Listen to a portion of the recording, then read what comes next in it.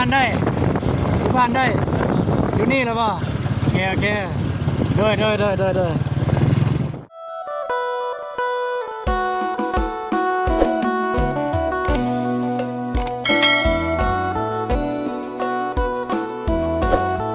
อากราบตักทายสบายดีเด้อสบายดีพ่อแม่พี่น้องเบิดสุขูสุคนเนาะยินดีต้อนรับซองอาตูนแนลทางในลาวในไทยหรือต่างประเทศพี่น้องเนาะคลิปนี้ก็เป็นยังไงพี่น้องกลับมาพบพอตอนดึกพี่น้องเนาะกับเบาตูนถ่ายแต่เมื่อคืนนี่แต่ว่าก็ขออนุญาตพากเสียงพี่น้องเพราะว่าเมื่อคืนนี่ก็เบาตูนบ่ได้เว้าเลยเพราะว่าขี่รถอยู่ก็เว้าก็บ่ได้ยินปานใดเนาะก็มีเรื่องราวก็มีคนแปลกหน้ามาขอความช่วยเหลือพี่น้องเนาะก็เบาตูนขี่รถก็บ่ได้ไวพี่น้องมาแต่ถ่ายงานมาแต่บ้านโทนใหญ่มาแต่บ้านตอกสมิงพี่น้องเนาะก็ขี่รถประมาณ7 หรือ 8 โมงพี่น้องเนาะก็แถวบ้านจุนลาก็ห่างจากตัวเมืองท่าแตงประมาณอยู่30 หลักเนาะพี่น้องเนาะก็ขี่รถไปเรื่อยๆพอดีมีอ้ายผู้หนึงก็คือผู้ทางนานแหละพี่น้องเนาะแล้วก็เร่งรถมาอย่างไวปุ๊บบ่มีตาพี่น้องว่าตูนก็ย่านว่าตูนแลนแบบอยากไวแน่แล้วก็ห้องใส่อยู่หั่นแล้วว่าอ้ายไปได้บ่ตูนก็ตัดสินใจจอดแล้วก็ชะลอรถไว้แล้วก็จอดพี่น้องเนาะพอแล้วบ่ตูนคิดว่าหยังบ่ตูนก็ตกใจแล้วก็ว่าอ้ายขอคุมช่วยเหลือแน่ว่าให้เยื่องทางให้แน่โอ้ยบ่ตูนก็คิดว่าแนวแบบสิเกิดขึ้นแนวอื่นนะเพราะว่ารถก็รถอีห่างแท้เนาะบ่ตูนคิดว่าเป็นโจรสิปล้นรถบ่ตูนตกใจหมดเพิ่นละว่าจังซั่นเพิ่นบ่ตูนก็ตกลงจะซอยเล่าเดี๋ยวบ่ตูนก็เยื่องทางให้คือที่เห็นนี่แหละพี่น้องเนาะก็ประเด็นบ่ตูนก็ยังคิดญาติแบบว่าเป็นแผนเนาะโดยเฮาบ่ฮู้เนาะเฮาบ่ฮู้คนเนาะเกิดความว่าเฮาก็บ่ได้ฮู้จักเนาะแต่ก็ตัดสินใจคิดว่าความดีชนะความชั่วคิดว่าจังซั่นนะเพราะว่าเฮาเฮ็ดความดีพี่น้องก็เลยเลี่ยงทางให้กับพูนกระแตนี่ก็โอ้มันเปรี้ยวได้พี่น้องนี่มันบ่มีอันไฟเลยคันสิมีไฟก็ไฟนำทางซื่อๆเนาะพี่น้องขี่รถเมื่อก็บ่ได้ลมนำกันเลยบ่ตูนก็อยากขี่จากห่างๆแดพี่น้องเนาะแต่ว่าอยู่ในรถเบาตูนก็มีเครื่องมีของแบบเครื่องแจกเครื่องยางนั่นแหละพี่น้องมีโซมีเสื้อก็มันบ่มีหยังที่แบบว่าอาวุธป้องกันโตพี่น้องเนาะก็บ่เคยพกมาดอกไปใส่มาใส่บ่เคยพกดอกพี่น้องก็ไปแบบไปแต่โตนั่นแหละพี่น้องไปจังใดก็มาจังซั่นเนาะก็บ่หลายใหญ่ห่างก็ ทางอายอันนี้ก็ขี่รถเมื่อปุ๊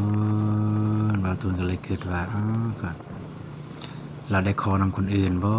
เนาะตอนแรกเราตูนเนาะเราได้ขอนำคนอื่นบ่แบบว่าคอยคนอื่นซอยนะเราตูนก็เลยขี่รถไปไกล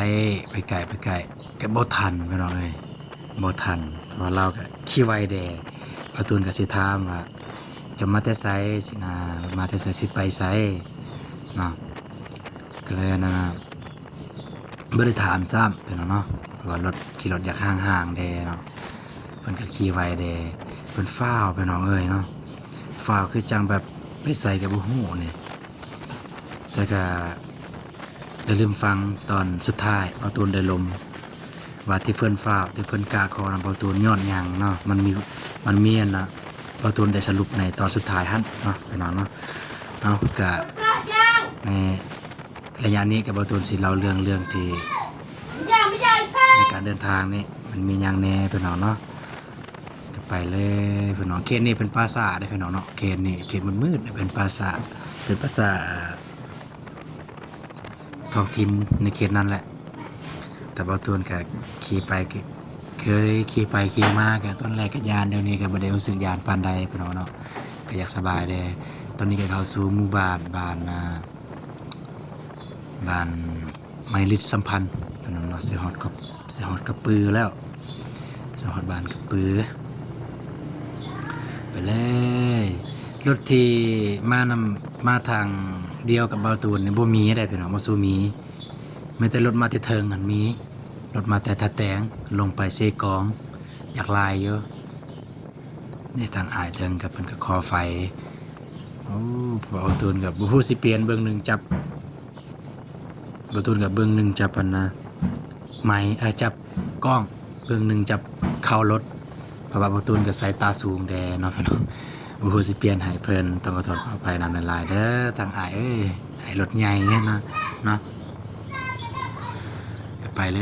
ยฮอนนี่ก็มีหมู่บ้านแล้วเนาะพี่น้องเนาะฮอนมีหมู่บ้านก็มันจะมีไฟแดไฟเยืองทางจากหมู่บ้านเนาะประหยัดมืดปานใดมันสิมืดก็มืดตอนบ่มีไฟทางเฮือนทางศาลเขาแล้วบ่มีไฟเยืองทางพี่น้องเนาะมันอยากมืดพี่น้องเอ้ยมันมืดติดตาเลยไอ้เตียงว่าพี่น้องเนาะโอ้นไปเลยพี่น้องเนาะทางอายเพิ่นก็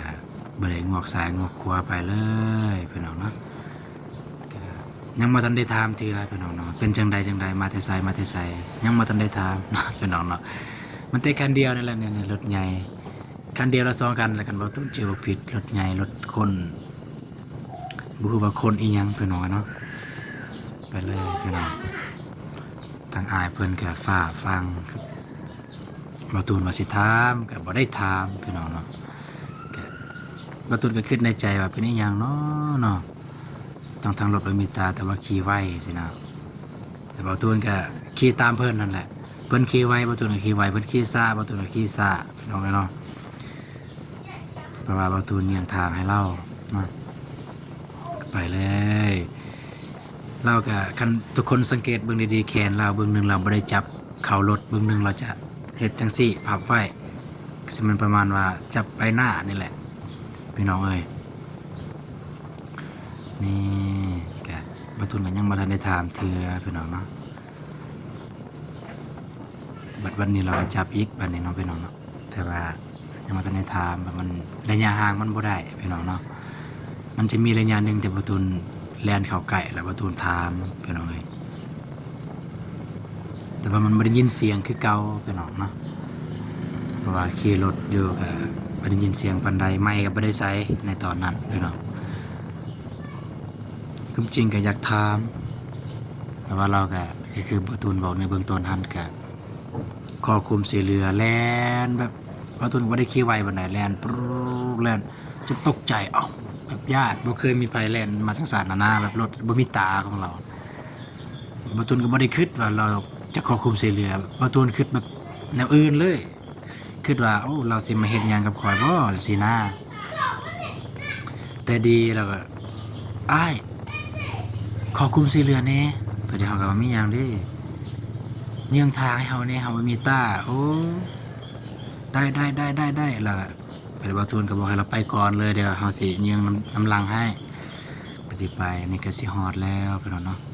สิฮอดทางจุดหมายปลายทางของเราแล้วก็คือเราไปอันนี้พี่น้องเนาะมันสิมีบอลไกลๆบ่ตูนก็แล่นเข้าใกล้จังได๋แต่ว่าบ่ได้ยินเสียงดอกบ่ตูนก็แล่นเข้าใกล้นะนี่บ่ตูนแล่นเข้าใกล้อยู่นี่นี่บ่ตูนก็ถามอยู่นี่โอ้ถามแต่บ่ได้ยินเสียงพี่น้องเอ้ยถ้าได้ยินเสียงบ่ตูนสิอันนั้นบ่ได้ยินเสียงพี่น้องเนาะก็คือเรื่องก็คือบ่ตูนถามว่ามาแต่ไสสิไปไสเนาะแต่จริงอันเราน่ะสิไปหานั่นน่ะพี่น้องบ่สบายพี่น้องเอ้ยไปหาพี่น้องบ่สบายที่เราอัดปากอัดดังไว้หั่นก็สิแม่น พี่น้องเราบ่สบายนักแล้วเราอยากให้พี่น้องเนาะแนวนั้นแต่บ่ตูนก็บ่ได้ถามรายละเอียดหลายปานใดมันจะถามว่าคือเมื่อกี้ถามไปไสว่าไปหาพี่น้องบ่สบายนะนั่นน่ะบ่ตูนก็บ่ได้ถามหลายเนาะก็คือความคิดบ่ตูนถ้าบ่ตูนมีเงินบ่ตูนสิจอดแล้วก็จกให้เลยแต่บ่มีเงินพี่น้องเนาะก็เลยขี่รถกายมาเลย1-2มาก็ดึกแน่เนาะที่เราขี่รถมา